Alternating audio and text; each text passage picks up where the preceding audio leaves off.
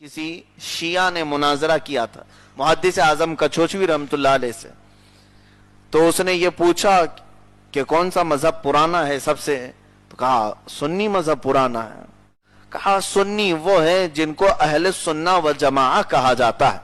हुजूर ने एक मेयार, एक कसौटी बताई, कौन जन्नत में जाएगा पूछा गया तो हुजूर फरमाते मा अना अलैहि व अस्हाबी, जिस तरीके पर मैं हूं और मेरे सहाबा कायम है, जो इस तरीके पर कायम है बस वो जमात जन्नत में जाने वाली। अब सुनिए, हुजूर के तरीके को क्या कहा जाता है?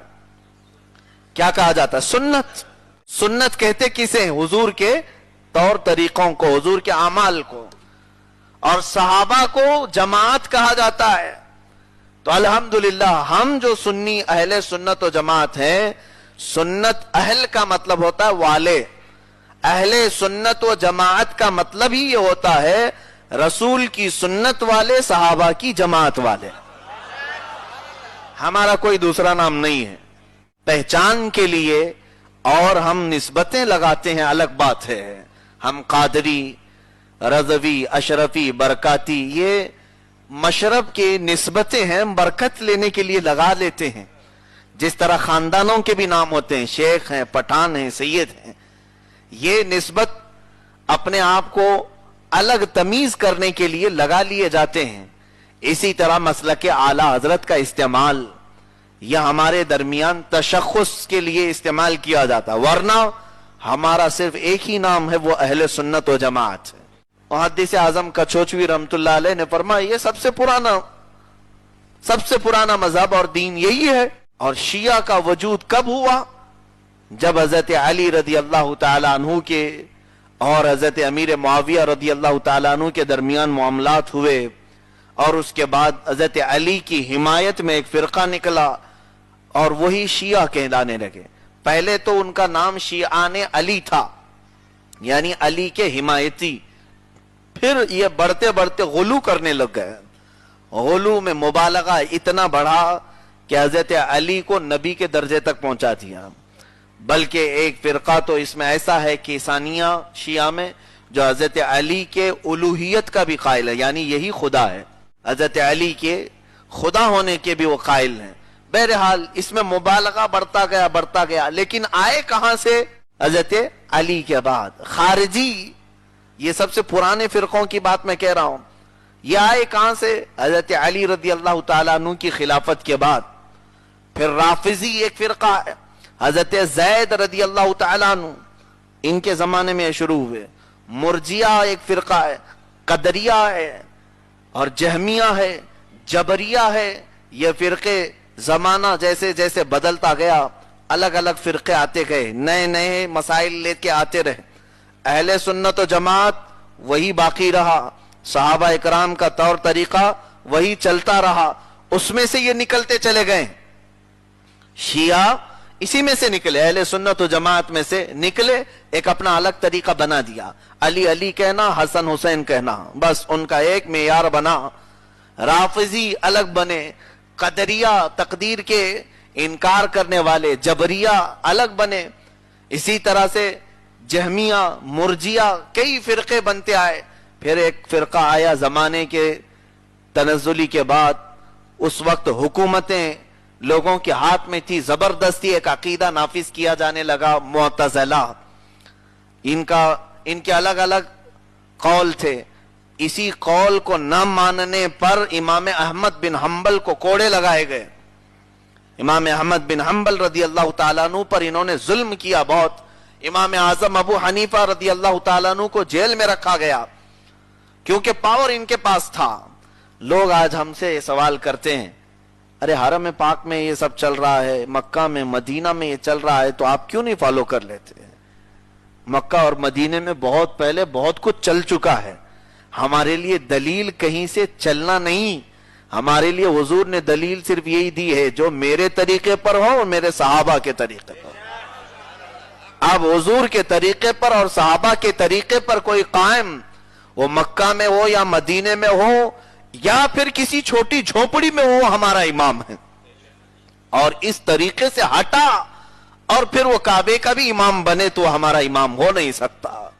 अब सुनिए आगे की बात, मैं जिस लिए इस बात को छेड़ा हूं, फिरके बनते आए, इस शियों में इतने बड़े बड़े अलग अलग जमातें बनती गईं, इस्माइलिया, इस्ना अशरिया, जैदिया, गुलातिया, अब मैं कितने फिरकों के नाम शुमार करूं, 72 से ज्यादा तो फिरके कब के वजूद में आ गए थे। हुजूर सैयदना गौसुल आजम दस्तगीर रदी अल्लाह तआला अन्हु ने अपनी किताब गुनियतुत तालिबीन में तकरीबन 72 फिरकों का नाम भी लिख दिया है उस जमाने में, कि ये सब खारिज हैं, अहले सुन्नत व जमात से निकले हुए हैं। उनके जमाने में ही 70 से ज्यादा थे, तो अब तो 1000 साल गुजर गए, 700 और पैदा हो गए होंगे, बल्कि उससे भी ज्यादा हो गए होंगे। ये सब निकलते गए। उसके बाद फिर नई नई जमातें आई, बाज लोग फिर अपना एक तरीका ले आए, अपने आप को उन्होंने सलफी कहा। फिर एक जमात आई, उन्होंने अपने आप को हदीस वाला कहा, हम अहले हदीस हैं। फिर एक जमात आई, उन्होंने कहा हम सिर्फ अहले कुरान हैं, हम कुरान की मानते हैं और कुछ नहीं मानते, जिनको चकड़ालवी कहते हैं। कुछ आए नेचरी तबई जमात, ये गालिबन सर सैयद अहमद खान के फॉलोअर्स थे, वो तमाम मौजज़ात का इनकार करते हैं। मौजज़ा किसी चीज का नाम नहीं है, फरिश्तों का इनकार करते हैं, फरिश्ता है ही नहीं। और वो शैतान का भी इनकार करते हैं, शैतान है ही नहीं। नेकी की कुव्वत का नाम फरिश्ता है और बुराई की ताकत का नाम शैतान है। तो उन्होंने पूरी तफसीर को तोड़ मरोड़ करके रख दिया है, मौजज़ों का इनकार। तो ये फिरका वजूद में आया। नेचरियत कितने ऐसे बनते गए, लेकिन निकले किस में से? अहले सुन्नत व जमात में से। रसूल पाक सल्लल्लाहु तआला अलैहि वसल्लम और उनके सहाबा का जो तरीका था वो अहलुस सुन्नह वल जमाअह कहलाया, सुन्नत वाले और जमात वाले। उसमें से निकलते निकलते फिरके बनते गए। फिर उसमें से बढ़ते हुए बाद में एक जमात निकली जिन्होंने अपना नाम वहाबिया रखा, कुछ एक जमात निकली उन्होंने अपना नाम देवबंदिया रखा, अपने अपने उन्होंने नाम रखे। दारुल उलूम देवबंद जो हिंदुस्तान में उत्तर प्रदेश के एक इलाके में वाक़े है, उस मदरसे में पढ़ने वाले या वहां के तरीके को फॉलो करने वालों को देवबंदी कहा जाता है। अच्छा मियाँ, ये मदरसा कब बना, इसकी तारीख क्या है? ये मदरसा तकरीबन आजादी से कुछ साल पहले बना, यानी ले दे करके इसकी 150 साल पुरानी तारीख भी नहीं है।